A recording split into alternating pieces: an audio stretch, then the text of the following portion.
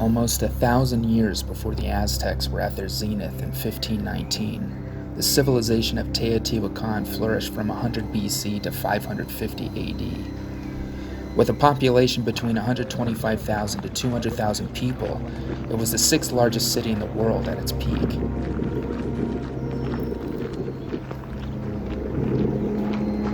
The Aztecs were later awestruck and inspired by this mysterious place, which they called Teotihuacán, meaning the place where gods were born. But the original name, language, and story of this city is still being pieced together.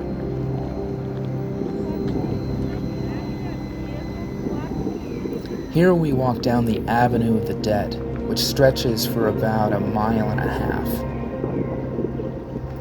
At the start of this trek is the Temple of the Feathered Serpent, a god the Aztecs later famously named Quetzalcoatl.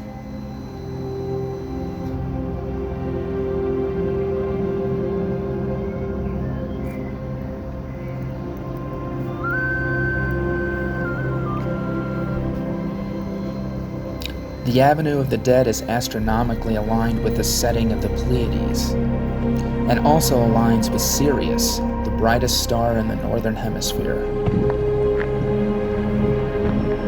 The largest structure at Teotihuacán is the gargantuan Pyramid of the Sun. The front of this majestic construction is exactly perpendicular to the point on the horizon where the sun sets on the equinoxes. The base dimensions of this colossal pyramid rivals that of the Great Pyramid of Khufu at Giza. What astonishes archaeologists here is that all of this was constructed by an egalitarian society. Without evidence for an elite or impoverished class, the common people of this city were among the most equal and comfortable in the ancient world.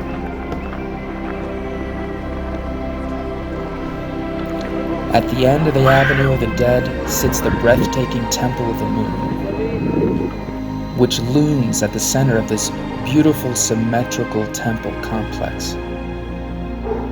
The Temple of the Moon served as a center to conduct ceremonies for the great goddess of Teotihuacán.